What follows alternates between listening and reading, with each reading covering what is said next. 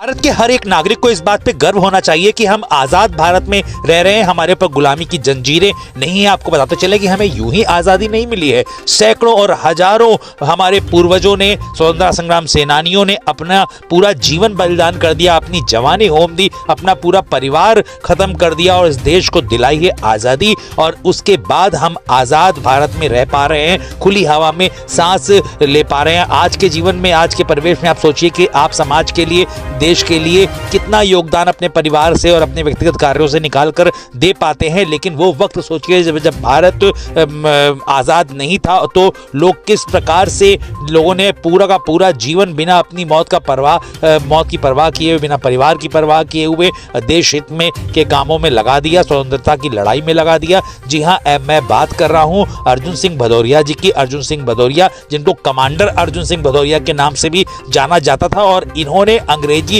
हुकूमत की चूल्हे हिला के रख दी थी।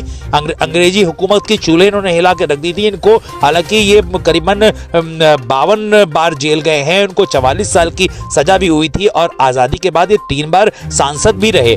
उनको ऐसा नहीं है कि ये काम करने का इनको फल भी मिला कि ये 3 बार सांसद रहे और इन्होंने प्रमुखता से इटावा क्षेत्र की समस्याओं को सदन में उठाया। और लेकिन आज़ादी के पहले इन्होंने लाल सेना का निर्माण किया था। और चंबल, जिसको लोग, चंबल की आप बात करें तो लोग अक्सर बात समझते हैं कि चंबल ऐसी जगह है जहां पर डकैत निवास करते थे, जबकि चंबल एक ऐसी जगह हुआ करती थी आज़ादी के पहले जहां पे क्रांतिकारियों को ट्रेनिंग दिया करते थे अर्जुन सिंह भदौरिया। कमांडर अर्जुन सिंह भदौरिया गुप्त रूप से और मुहिम चला रहे थे अंग्रेजी हुकूमत के खिलाफ। इसके लिए उन्होंने लाल सेना बनाई थी और उस अंग्रेजी हुकूमत के लोग इनसे थर-थर कांपते थे। जब ये जेल ये गए तो इनको हाथ और पांव में बेड़ियां डाल के रखा जाता था, इतना इनसे लोग घबराते थे। इनको 44 साल की जेल भी हुई, लेकिन ये कई बार छूटे और कई बार जेल गए। 52 बार तकरीबन ये जेल गए और उसके बाद हमारे देश को आज़ादी मिली। अभी हम आपको विस्तार से बताते हैं कि कमांडर अर्जुन सिंह भदौरिया ने आखिरकार क्या क्या योगदान दिया भारतवर्ष की आज़ादी में और क्यों इनको सैल्यूट करना इतना आवश्यक है। अब ये बात निकल करके सामने आती है कि आखिरकार आज क्यों कमांडर अर्जुन सिंह भदौरिया की चर्चा करी जा रही है। एक और बहुत महत्वपूर्ण बात आपको बताते चलें कि 22 मई को आपकी पुण्यतिथि है कमांडर अर्जुन सिंह भदौरिया की, और इस वक्त इनको बहुत जोर शोर से पूरे क्षेत्रवासियों ने याद किया और इनको गार्ड ऑफ ऑनर भी दिया। जिलाधिकारी के श्रुति सिंह की तरफ से गार्ड ऑफ ऑनर दिया गया इनको, और बहुत हजारों की संख्या में लोग यहाँ पे थे। और जो पुराने लोग थे वो उनको याद करके अपने आंसू बहने से नहीं रोक पाए। किस प्रकार से उन्होंने लाल सेना बनाई और किस प्रकार से क्रांतिकारियों को छुप छुप के वो ट्रेनिंग देते थे और अंग्रेजी हुकूमत के खिलाफ लोगों को खड़ा करते थे। उनको आपको बताते चले कि 44 साल की इनको सजा भी हुई थी। 52 बार ये जेल गए थे। अंग्रेजों के लिए मुसीबत बन गए थे लाल सेना के कमांडर अर्जुन सिंह भदौरिया। आजादी के लिए लाल सेना बनाने वाले अर्जुन सिंह भदौरिया की पुण्यतिथि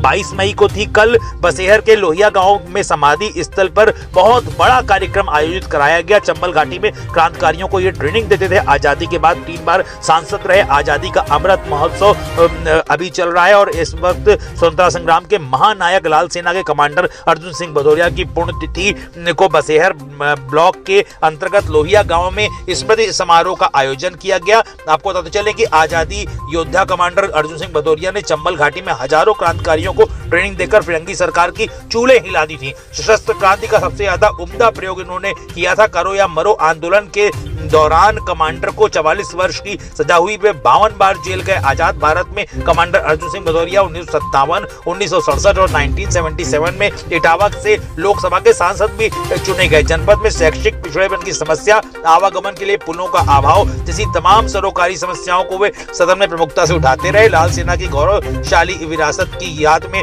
कमांडर अर्जुन सिंह भदौरिया की समाधि स्थल पर समारोह का ऐतिहासिक आयोजन किया गया। लाल सेना के प्राण बहादुरों को आजादी के 75वें वर्ष में उचित सम्मान के लिए कमांडर अर्जुन सिंह भदौरिया स्मृति समारोह के संयोजक क्रांतिकारी लेखक शाह आलम राणा ने राष्ट्रपति, प्रधानमंत्री, माननीय राज्यपाल, मुख्यमंत्री और इटावा सांसद को पत्र लिखकर 52 सूत्री मांगे सरकार के समक्ष में रखी हैं। और इसको सरकार को तत्काल मान लेना चाहिए कि इन लोगों ने पूरा का पूरा अपना जीवन होम दिया, तब आज हम खुली हवा में सांस ले पा रहे हैं। आपको पता चले कि जो मांगे इन्होंने रखी हैं, इन्होंने बसेहर कमांडर अर्जुन सिंह भदौरिया की स्मृति में बसेहर मुख्य मार्ग पर भव्य गेट के निर्माण की मांग रखी है, जिससे लोग इनको हमेशा हमेशा के लिए याद कर रख सके कि कौन थे आखिरकार अर्जुन सिंह भदौरिया, जिन्होंने इतना बड़ा योगदान दिया था, जिससे हमारा देश आजाद हुआ। लाल सेना के योद्धाओं की याद में लोहिया गांव में एक गौरवमयी स्मारक, वाचनालय, गैलरी, संग्रहालय, सभागार के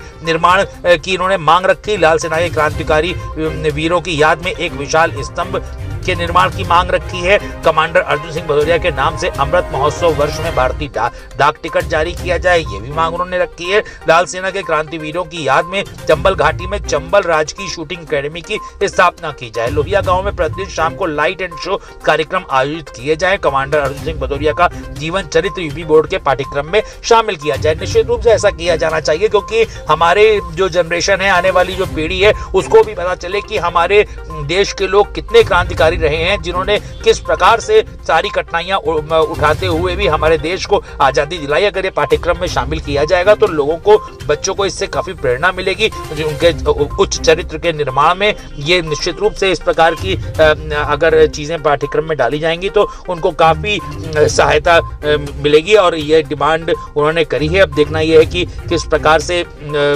सरकार कब तक इन बातों को पूरा करती है। लोहिया गांव में कमांडर अर्जुन सिंह भदौरिया की विशाल ग्रेनाइट प्रतिमा की मांग रखी गई है। कमांडर अर्जुन सिंह भदौरिया एवं उनकी सहयात्री रही स्वतंत्रता संग्राम सेनानी और पूर्व राज्यसभा सांसद सदस्य श्रीमती सरला सिंह भदौरिया की समाधि को प्रकाशमान किया जाए, ये भी डिमांड रखी गई। कमांडर अर्जुन सिंह भदौरिया की याद में जनपद इटावा के महाविद्यालयों में सर्वोच्च अंक पाने वाले विद्यार्थियों को स्वर्ण पदक